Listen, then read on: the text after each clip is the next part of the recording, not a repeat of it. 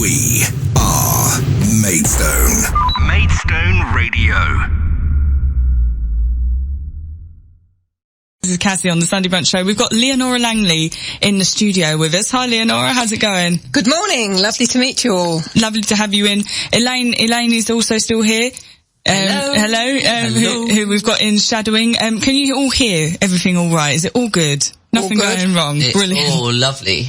So we brought you in, Leonora, to tell us about your book, and you've been telling me about it a little over the phone. Why did you feel that this book needed to be made? You said it's like a culmination of elements of everything in your past, and you had to do it. Tell us why. Absolutely.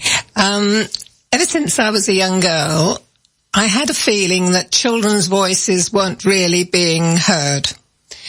And I suppose it became more apparent when I was a teacher in my 20s and I faced a class of 6- and 7-year-olds. And they seemed to be so vulnerable, impressionable, and virtually at the mercy of their parents and educators. And that's a huge responsibility for adults.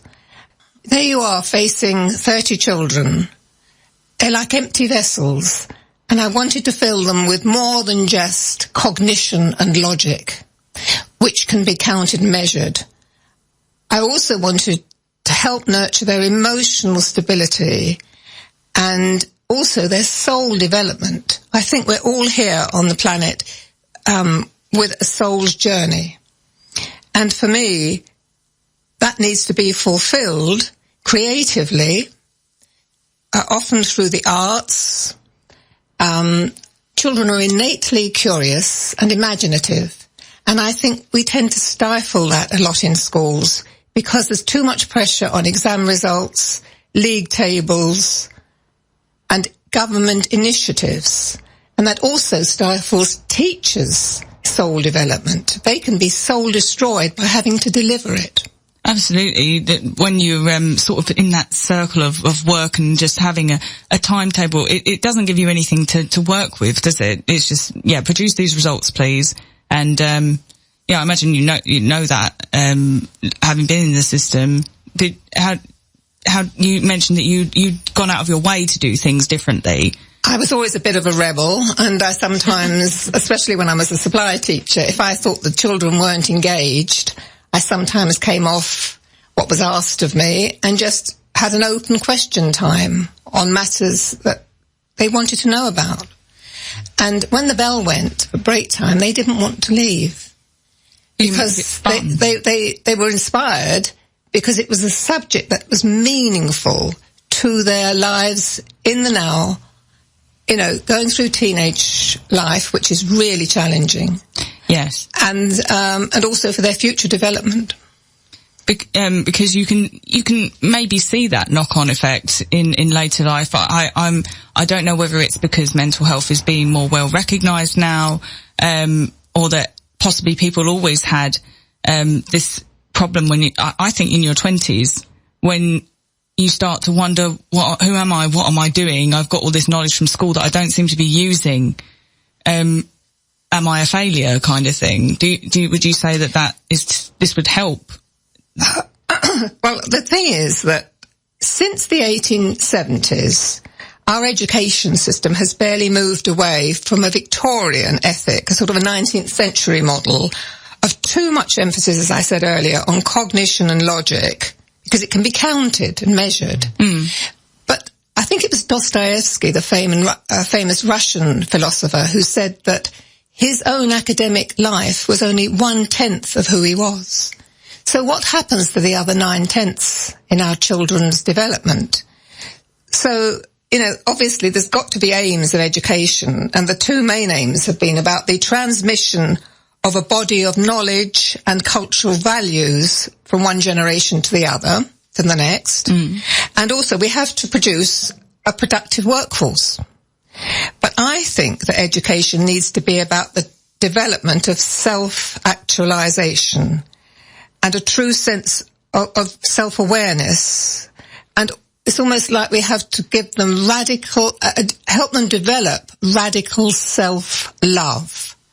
Because at the moment there's too much emphasis on external validation, which they can get through computers and social networking.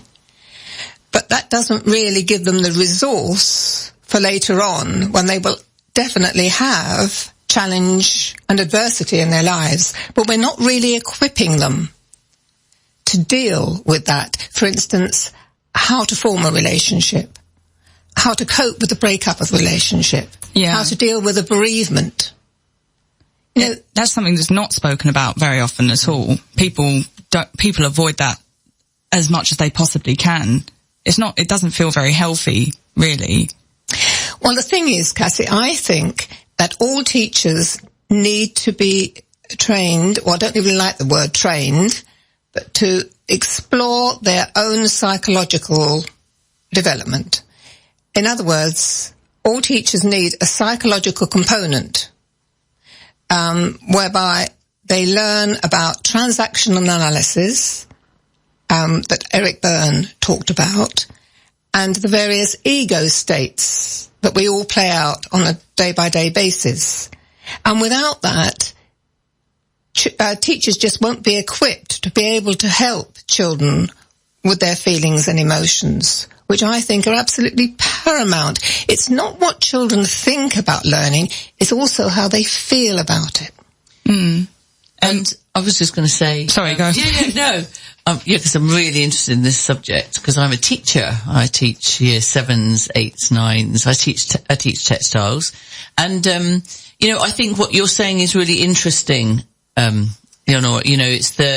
You're talking about teachers being rounded people, rounded people who are, they know about themselves. And I think, because I know if I'm in a classroom and I talk to my students, I know that there's an attention span and it's very small, and for me, we live in a world with so much stimulation, that we switch off, don't we, quite quickly.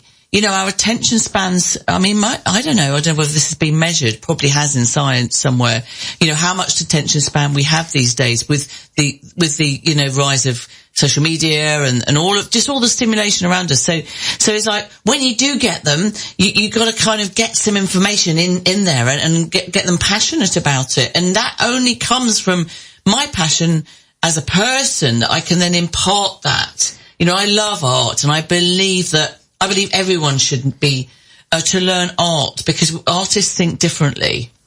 Creative people think differently, and we need that in the world today. And that seems to be like underpinning what you're talking about. I think all children are innately creative and curious and imaginative, but sometimes it hasn't been nurtured in those years, preschool years. But we as teachers need to bring it out, because it is in every child. Every single child has talents. And even if it's for an ability to be empathic with their peers.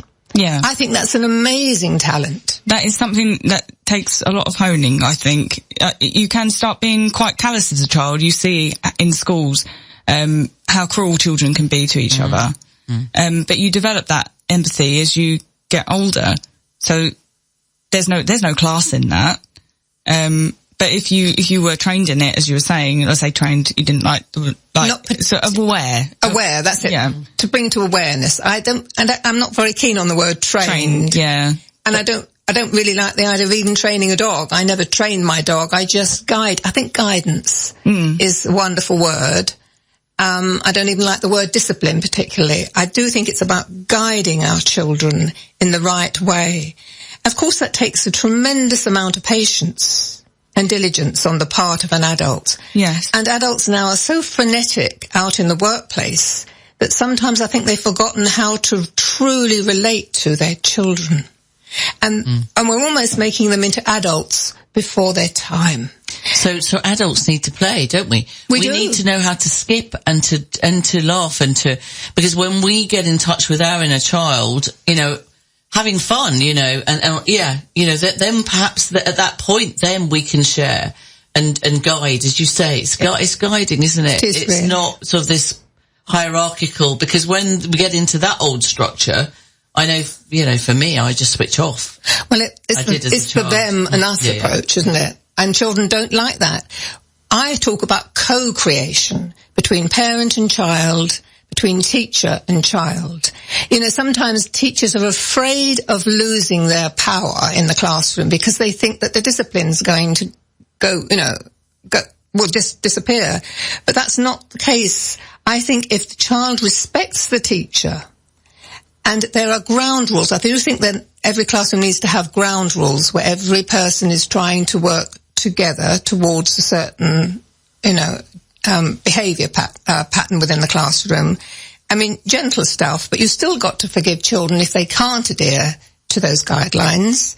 Otherwise they clam up and they just don't want to express themselves emotionally.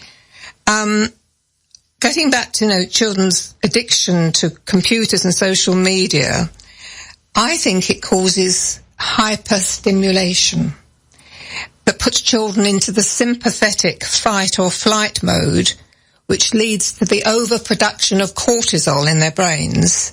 And that's what causes them anxiety, depression, and stress. Children need more opportunities to be in the parasympathetic mode through greater emphasis on the arts, meditation, mindfulness. That's a big thing now, isn't it? Especially in the workplace, really pushing the mindfulness, because I can see how it would have a major effect on children, but I think even I feel my attention span shrinking, being on social media all the time as an adult. I'm still very much influenced by all of that. Well, apparently we have a attention span of 20 minutes. That's always been said in the last, say, couple of decades, but maybe it shrunk. It's such a sort of a quicksilver world. We keep moving from one thing to another. But I think children need time. They go at a different pace from us intrinsically. And we keep telling them to hurry up, come on. How about treating them as human beings instead of human doings? That's what we are. We come in as sentient beings from birth. But before very long, unfortunately, because of the way our society is structured and because women are out in the workplace, they're subjected to repression, suppression, intimidation, indoctrination, and that's bewildering to a child, and they'll go along with it because they're forced to bond with the only mother they have. And sometimes, as Alice Miller said in one of her books, she wrote a lot about childhood abuse. She was the first one to really write in depth about it, and she said that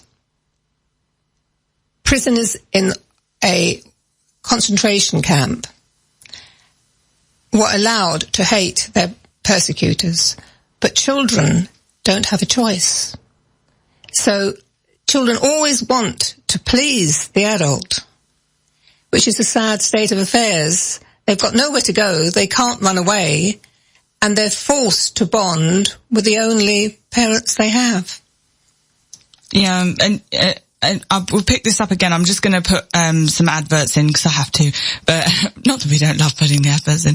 We've got a song for you that you've requested, Cats in the Cradle by Harry Chapin. So we'll put that on after the break, and then we'll come back and we'll talk some more about your book. Thank you. Sunday Brunch with Cassie Beckley. Maidstone Radio. Sunday Brunch with Cassie. It's breakfast, but you don't have to get up early. Maidstone Radio. I've still got Leonora and Elaine in the studio with me. We were having a chat. We got a bit carried away. But we're back. We're going to start with a poem your sister wrote that's part of the book. So here's an exclusive preview if you're considering purchasing the book. Are you ready? Sorry, I know I sort of caught you off guard there. I'm ready. So this is extracts from my sister's song, Love Leads Us Home. Her name is Felicity Buerski, and she spent her life developing 4 albums, One Woman's Journey from Illusion to Light. She calls it The Wayfarer. And I put her poem in the back of my book because she helped me form the parenting section. She had a completely different experience of our childhood to me. And that can happen even if you have the same parents. So she's always talking about choosing love over fear in all our interactions in life, especially in our schools. We inoculate our children with the virus of our fear and make sure to top it up with every passing year. We make them feel alone at school and at home.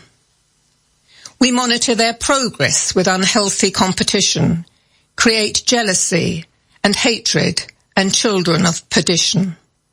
Keep them in splendid isolation where there's no contamination, so the family can survive, though more dead than alive. Divide and rule at home and at school, calling one child wise calls the other a fool. One we can despise and the other one adore. Polarized projections of the self we love and hate. Can we heal the split inside our souls before it's all too late? That's really lovely. I suppose, did she write that? She didn't write that for your book, but she didn't. She wrote it in 1997, but because she's got a similar interest in the human condition, and especially towards our children's emotional well-being, it seemed totally right to put it in the book. It fitted so well. It really does seem to fit really well. Where can people buy the book if they would like to buy the book? Most of my sales seem to be done through Amazon, but also you can get it from my publishers, Austin Macaulay, W.H. Smith, Waterstones, all good bookshops. They can access it, don't always have it in stock. I suppose the easiest way to get it is through Amazon. So this is not a book I wrote for any materialistic gain, or I've sort of done the fame, fortune thing when I was young, and I saw that it actually leads really nowhere at all. I think we need to encourage our children to an ordinary life. Some parents put so much pressure on their children to achieve, to become Renaissance people. But that's not what it's really about. I find that out through my son, who's highly sensitive. And all he says to me is, Mum, I just want to be happy. That's the most important thing. And I think with school, you find people often go, "Oh, I'm not going to use that in my life," and you say, "Oh no, it's transferable skills," but you often find yourself you find yourself at the end of school waiting to start a career and not knowing what to do or what skills to use. Sometimes you can go down the wrong road. Yeah. You know, I mean, I don't believe there's actually, I'll scratch that. I don't believe there's a wrong road. There's always a right road. I don't believe there's any mistakes, but I left school at 16 and went and worked in a bank for 4 years. But I knew that at that point in my life, that's just where I needed to be. And then I started making my own clothes, and I bumped into all these guardian angels that got me back on the path, which was to fashion and art and creativity. And I think that I always say to my students and to my daughter, my stepchildren, you know, follow your heart, because if you're not passionate about it, why go and do a degree in something that you're not passionate about? Because it won't last. From my experience anyway, it doesn't last, and you won't get the most out of it. So, I think we have to follow our hearts. And I love the poem. It talks about duality, which is very, prevalent in our society today, the dualistic thinking, black and white thinking. Black and white thinking, absolutely right there, Elaine, absolutely right. And we need to try and create integrated human beings. Our children need the physical, the intellectual, the social, the spiritual, and of course the emotional. Otherwise, they're going to become lopsided adults. Academia doesn't bring us happiness, to be honest, I don't think. It might get us a job, but in the long term, what brings us happiness is our creativity, which is totally innate within us, and it needs to be recognized, developed, and then we fly. But at the moment, it's just too much emphasis on testing. Apparently, they're now going to be testing 4-year-olds as soon as they get to school on their basic English and maths ability. And parents are up in arms outside Number 10 quite recently, a few days ago, saying our children are not capable of being tested yet, because children up until the age of 7, they're operating in the alpha and theta brainwave cycle mode, which is closely aligned to an adult state of hypnosis or meditation. They're still learning, aren't they? There's so much stuff that we could never hope to absorb in as much volume as a child does. Language and reading, and that's enough. Yeah. Just let them get on. Let them be. Yeah. Let them discover. Let them... sitting at a desk, to me, is so restrictive. I think they need to be out, convening with nature, going on a beautiful nature walk, forest bathing, forest school, where they're looking and trying to discover their place within the world. Otherwise, they're going to suffer later on with depression, stress, and angst, as they are now. And self-harming is so much on the increase, as is suicidal ideation. Which you find in caged animals as well, don't you? Self-harm. Not that I'm comparing children to animals, but I think we need to. I think we need to, Cassie. Yeah. Why are we so very different? You know, they're sentient beings too. Our animals are sentient beings, and we don't treat them very nicely. Not always, no. But yeah, I see that similarity in animals that are in captivity, and they do, like, and you wonder why, like, sometimes there's no reasoning with figuring out why, but yeah, school can feel like a cage sometimes. Yeah. Do you think that because we all have experienced the pandemic and gone through lockdown, and we've all had this time of, I know a lot of people have suffered, a lot of people have died, and it's been a horrible time for a lot of people. But some people have sort of said that they've had time to be with their families, they've had time to create, and they've time to, when it was, when we weren't allowed out, and we were just walking in the parks and there was no traffic and it's hard to remember that now because it's gone really busy, isn't it, all of a sudden? Yeah. And, it's almost like we're trying to grab back lost time. And I wonder if this kind of testing is a sort of I don't know, is it a response to having had this kind of peace, and then there's this kind of almost control that's snapping back now, because I feel like it feels like we're moving more into a controlled society and surveillance, and do you think that, do you think there's a kind of response somehow? I absolutely do. You couldn't have put it better. I feel that people who are working out these initiatives and the hierarchy of education very often went to a boarding school. Some of the ministers went to boarding school, which parents see as a wonderful privilege on one level, but I think they seem to forget that their children will be suffering emotional deprivation by leaving the family unit. Not always, because some parents aren't that kind to their children, but very often that is happening. And so who are these policy makers who are inflicting, I think, these regimes on our poor children? I really feel that since 1988, when the national curriculum was introduced, that suddenly the curriculum became the heart of education and learning. Instead of the children we're there for the children need to be at the very heart of the educational system. But somehow it's all reversed, and the government initiatives are at the top, and it should be the other way around. I feel so strongly about this. I just feel that we're inflicting too much pressure on our young when they should be carefree and in the careless rapture of childhood. Absolutely. It does seem to be, I can see even a difference now, in that, from when we were young. And that wasn't that long ago, I hope.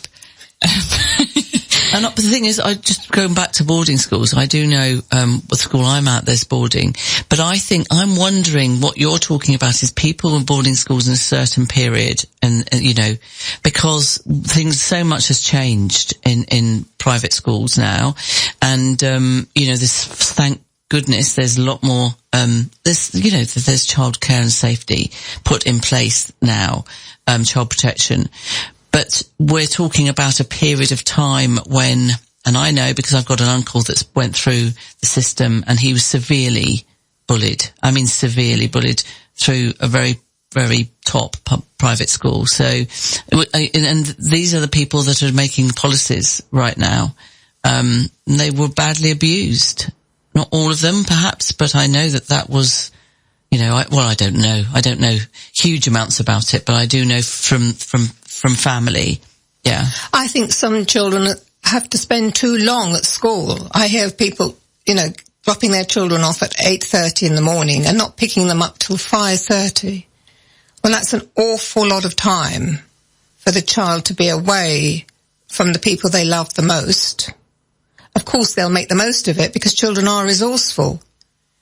And they'll go along with anything because they are helpless, They have to. They have to go. They don't have a choice. I just think I think it would be better if children didn't start school till 7, as in Scandinavia. Because, Piaget and Aristotle said, show me a child of 7 and I'll show you the man. They're not really fully able to access a formal education until they've been through this particular brain cycle that I talked of earlier, the alpha and theta brainwave cycle, which goes up till 7. When they come out of that, they will be more receptive to a formal education. I just think that we really need to reassess what we're doing to our children because they are the future and, they're the future custodians of the world. And it's a very, very important subject and one that I care deeply about, and I'm passionate about it. It's the only book I ever wanted to write. You can absolutely tell, like, the way you speak about it. I said on the phone, it sounds like your opus, which I think is a really good way. So, if you want to purchase the book, you can do it on Amazon, and it was also Austin Macaulay. Yes. So, but we'll also put up a link on our social media. Thank you so much for coming in to chat to us. I'm aware I'm running over the time. My show's finishing at 1:00. So, thank you so much for coming in. And yeah, it's brilliant. Wonderful. Been brilliant talking to you. Thank you so much, Cassie, for giving me so much time and your wonderful input too, Elaine. It's been so stimulating for me to meet people who really understand where I'm coming from. And I really hope that the listeners will go out and read it because I think it's a much needed book by our present society.